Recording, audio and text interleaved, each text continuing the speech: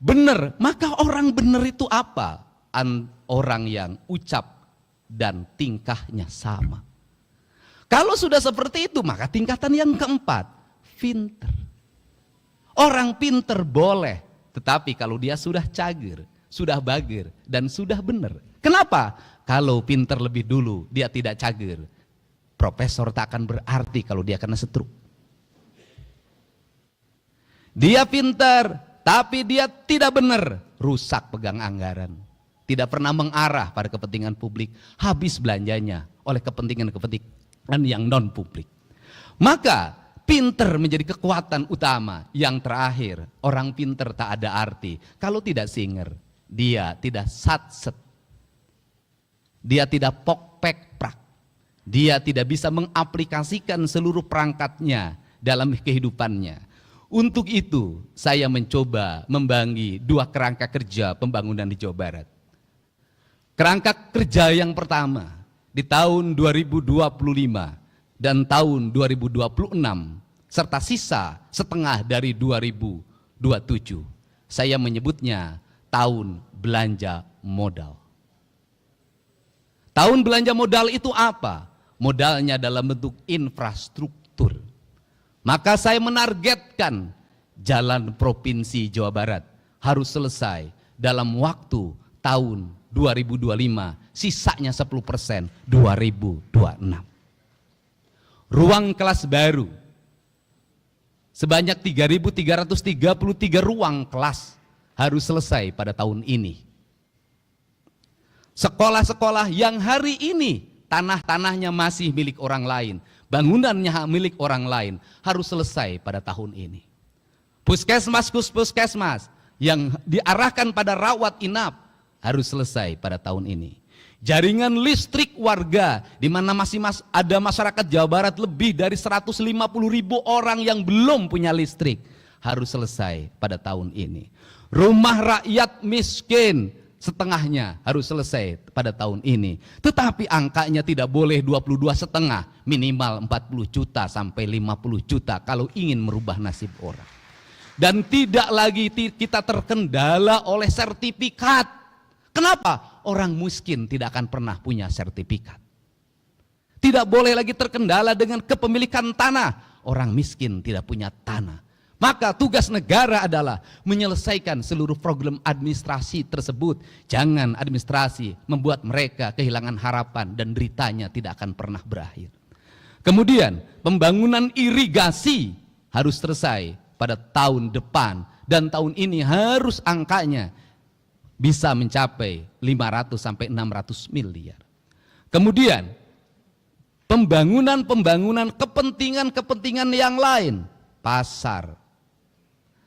Kemudian pembangunan yang lain yang menjadi kebutuhan publik. Maka kita harus mencoba menginvestasikan. Kalau ingin investasi, maka pembangunannya harus berkualitas. Lebih baik membangun jalan yang berumur 20 tahun daripada membangun jalan yang berumur 2 tahun. Kenapa? Karena nanti balik ke urut. Kembali lagi, kita tidak akan pernah selesai. Untuk itu tidak bisa provinsi saja, harus terintegrasi dengan kabupaten, harus terintegrasi dengan kota, harus terintegrasi dengan desa. Maka kabupaten, desa, dan kota harus memiliki kekuatan yang sama. Problematika rakyat kita selesaikan bersama. Anggaran desa harus terarah pada infrastruktur, anggaran kabupaten kota harus terarah pada infrastruktur, anggaran provinsi harus terarah pada infrastruktur. Maka seluruhnya menjadi gerakan bersama, gerakan manunggal Jawa Barat. Karena ini juga akan bisa menyelesaikan, termasuk menyelesaikan problem sampah. Orang Bandung bingung harus kemana membuang sampah. Setiap kabupaten hari ini mengalami kebingungan, jumlah sampah terus bertambah. Tetapi orang tidak mau dijadikan tempat pembuangan sampah. Maka solusinya bisa solusi pemilahan, bisa solusi PLTS, bisa solusi yang lainnya. Seluruh solusi itu tidak boleh hanya menjadi DED, tidak boleh hanya menjadi kajian, tetapi harus segera menjadi eksekusi kenyataan-kenyataan yang lebih nyata. Maka saya mentargetkan ke depan di setiap kantor gubernur wilayah harus ada minimal 1 pembangkit listrik tenaga sampah. Ini jangka 2 sampai 3 tahun. Maka kita harus melanjut pada kedua negara, nggak boleh kalah sama Tiongkok. Kenapa Tiongkok berhasil? BUMN-nya berhasil membangun infrastruktur, negaranya menggerakkan investasi, membiayai. Apa yang terjadi? Mereka surplus keuangan. Karena surplus keuangan maka dia mencari negara di mana dia harus berinvestasi agar uangnya berputar lagi. Provinsi Jawa Barat tidak boleh terus-terusan dalam setiap tahun membuang uang seolah-olah uang itu tiap tahun ada dan tugasnya menyerap. Menyerap bukan hanya angka yang diserap, bukan itu output, outcome, benefit yang harus dirasakan oleh publik. Gak boleh begitu lagi. Karena itu di 2026, 2027, 2028, 2029 kalau infrastruktur sudah selesai, kalau kewajiban-kewajiban pemerintah provinsi sudah selesai, uangnya memiliki kecukupan, maka kita harus mulai berinvestasi fiskal. Investasinya tidak boleh lagi dalam BUMD yang kemudian BUMD itu menahan dividennya dan dikatakan rugi terus dalam setiap tahun. Saya tidak mau menjadikan badan usaha milik daerah menjadi tempat menyimpannya tim sukses. Tidak akan ada di pemerintahan saya. Kenapa? Kalau negeri ini dibagi pada tim sukses, maka negeri ini tidak akan pernah berakhir. Tahun ini, tahun depan ini, tahun depan lagi ini, kapan kita ini? Dan negeri menjadi negeri balas dendam. Tetapi BUMD saya akan lakukan apa? Audit investigatif. Agar apa? Agar bisa ditemukan bekerjanya baik, kredibel, punya untung atau buntung terus. Kalau buntung terus, ngapain? Gaji pengangguran, ngabisin duit APBD, tutup. Kita arahkan apa? Investasi pada BPR-BPR yang sehat di kabupaten kota dan kecamatan yang sehat. Agar apa? Agar uang provinsi bisa diserap oleh masyarakat yang jujur. Kita tingkatkan lagi investasi di Bank Jabar walaupun sudah terbuka. Dan Bank Jabar harus mengalami efisiensi. Efisiensi apa? Struktur jabatannya jangan terlalu banyak. Jumlahnya sedikitkan. Untuk apa? Karena Bank Jabar itu nggak usah pakai struktur banyak juga sudah untung. Pelanggannya ASN, anggota DPRD, bupati dan wali kota, termasuk mungkin saya nanti. Nah, kenapa? Kalau seperti itu, maka kalau jumlahnya sedikit, untuk apa?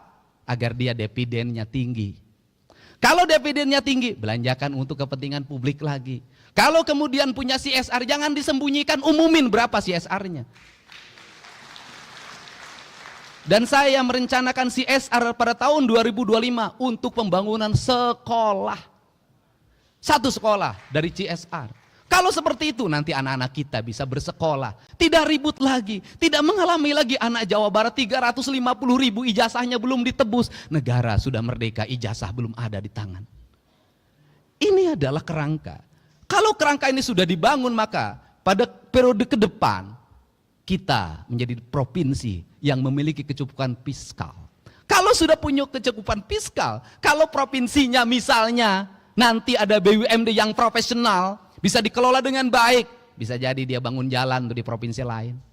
Bisa jadi dia bikin stasiun kereta api di posisi lain. Bisa jadi dia bangun apa di provinsi lain. Kenapa? Duitnya menyebar ke tempat lain. Kita punya kecukupan. Dari kecukupan itu apa yang akan terserap? Orang Jawa Barat nanti kerja di Kalimantan, membawa investasi provinsinya. Orang Jawa Barat kerja di Sumatera, membawa investasi provinsinya. Penduduk bukan terbalik, orang lain yang kerja di Jawa Barat.